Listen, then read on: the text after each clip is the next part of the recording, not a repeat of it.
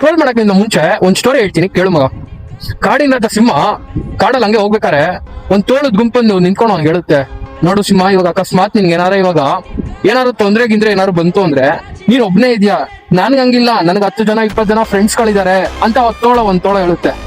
ಸಿಂಹ ಇದನ್ನೆಲ್ಲ ನೋಡ್ಬಿಟ್ಟು, ಇರ್ಲಿ ಬಿಡು, ನಿನ್ ಫ್ರೆಂಡ್ಸ್ ಜನ ಇದಾರೆ, ನಾನು ಒಬ್ನೇ ಓಡಾಡ್ತೀನಿ ಅಂದ್ಬಿಟ್ಟು ಸಿಂಹ ಮೂವ್ ಆಗುತ್ತೆ ಮುಂದೆ. ಇದನ್ನೇನ್ ನೋಡಿ ಅಬ್ಸರ್ವ್ ಮಾಡಿದ ಒಂದು ಪಕ್ಷಿ ಬಂದ್ಬಿಟ್ಟು ಸಿಂಹನ ಹತ್ರ ಕೇಳ್ತಾನಂತೆ, ಸಿಂಹ ನಿನ್ಗೆ ಹೇಳ್ಬೋದಿತ್ತಲ್ಲ ಅವ್ರಿಗೆಲ್ಲ, ನೀನು ಫ್ರೆಂಡ್ಸ್ ಇಲ್ದೇ ಇರೋಣಂತೆ ನಾನು ಒಬ್ನೇ ಸರ್ವೈವ್ ಆಗ್ತೀನಿ ಮಾಡ್ಬೋದಲ್ಲ ನಾನು ಅಂತ ನೀನ್ ಅವ್ರಿಗೆ ಹೇಳ್ಬೋದಿತ್ತಲ್ಲ, ಯಾಕೆ ಹೇಳಿಲ್ಲ ನೀನು ಅಂತ ಪಕ್ಷಿ ಕೇಳುತ್ತೆ. ಸಿಂಹ ಅದಕ್ಕೆ ಏನ್ ಹೇಳುತ್ತೆ ಅಂದ್ರೆ, ನೋಡ್ ಪಕ್ಷಿ, ನೀ ಹೇಳ್ದಂಗೆ ಅವ್ರು ಹೇಳ್ದಂಗೆ ನಾನು 10 ಜನ 20 ಜನ ಹುಡುಗರ್ನ ಹಾಕೊಂಡು ನೋಡೋಕೆ ನೀವ್ ಹೇಳ್ದಂಗೆ ಕೇಳ್ಬೇಕು ಅಂತಾನೂ ಇಲ್ಲ. ಮತ್ ಇನ್ನೊಂದೇನಂದ್ರೆ, ಸಿಂಹ ಏನ್ ಹೇಳುತ್ತೆ ಅಂದ್ರೆ ಅವ್ರಿಗೆಲ್ಲ, ನೋಡು ನೀವೆಲ್ಲ ಗುಂಪಲ್ಲಿ ಇದ್ದೀನಿ, ಅವ್ರ ತರ ಇವ್ರು ಅವ್ರು ಹೇಳಿ ಗುಂಪಲ್ಲೇ ಓಡಾಡ್ತೀರಾ ಹೊರತು ಒಂದಿನ ಅದೇ ಗುಂಪು ನಿಮ್ಗೆ ಸರಿಯಾಗಿ ಇಕ್ಕಿದಾಗ ಯಾರು ಬರಲ್ಲ ಮುಂದೆ, ನೀವು ಅವಾಗ ಒಬ್ಬಂಟಿಯಾಗೇ ಇರ್ತೀರಾ. ನನ್ಗೆ ಅದಕ್ಕೆ ಆ ಗುಂಪೇ ಬೇಡ ಅಂತ ಸುಮ್ನೆ ಎಸ್ಬಿಟ್ಟಿದೀನಿ. ಹಾಗಂತ ಗುಂಪಲ್ಲಿ ಇದ್ದಾರನ್ನೆಲ್ಲ ನಾನು ಬಿಡ್ತೀನಿ ಅಂತಾನೂ ಅಲ್ಲ. ಇವಾಗ ಅದಕ್ಕೆ ಇಷ್ಟೆಲ್ಲ ಆದ್ರೂ ನಾನು ಸುಮ್ನೆ ಎಂತಕ್ ಬಂದೆ ಅಂದ್ರೆ, ನೀವ್ ಹೇಳಿದ ಮಾತು ನಾನು ಕೇಳ್ಬೇಕಾಗಿಲ್ಲ ಅಂತಲ್ಲ, ಬೇಕಾಗಿರೋದ್ ಮಾತ್ರ ತಗೋತೀನಿ ಹೊರತು ಬೇಡದಿರೋವಾದ್ರು.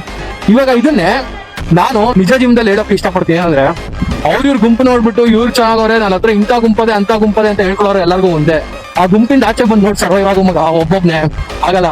ಯಾಕಂದ್ರೆ ಗುಂಪಲ್ಲಿ ಇರೋ ತನಕ ಮಾತ್ರ ಗುಂಪಿನ ಪೌರುಷ ಅಂತಾರೆ. ಆ ಗುಂಪಿನ ಪೌರುಷನ ಇಟ್ಕೊಂಡವ್ರು ಈಗೋ ಆಂಗರ್, ನಾನು ಹಂಗೆ ಹಿಂಗೆ ಏನೇನೋ ಹೇಳ್ತಾರೆ ಹೊರತು ಸೈಲೆಂಟ್ ಆಗಿ ಒಬ್ನೇ ಯಾವಾಗ್ಲೂ ಇರ್ತಾರೆ ನೋಡು, ಅವ್ನ ಪವರ್ನ ಯಾರು ಅಂಡರ್ ಎಸ್ಟಿಮೇಟ್ ಮಾಡಕ್ ಹೋಗ್ಬಿಡ್ರಿ. ಯಾಕಂದ್ರೆ ಅವನೊಂದ್ಸತಿ ವೈಲೆಂಟ್ ಆದ ಅಂದ್ರೆ ಆ ಗುಂಪಿಂದ 10 ಜನ ಅಲ್ಲ 100 ಜನ ಬಂದ್ರು ಅವ್ನು ಏನ್ ಮಾಡಕ್ಕಾಗಲ್ಲ. ಅದಕ್ಕೆ ದೊಡ್ಡವ್ರು ಹೇಳಿರೋದು, ಎಲ್ಲೆಲ್ಲೋ ಈಗ ತೋರ್ಸ್ಬಿಡಿ, ಎಲ್ಲೆಲ್ಲೋ ಕೋಪ ತೋರ್ಸ್ಕೊಂಡು ನಿಮ್ ಪೌರುಷ ಹಾಳು ಮಾಡ್ಕೊಬೇಡಿ, ತೋರ್ಸೋ ಕಡೆ ತೋರ್ಸಿ ಅಂತ.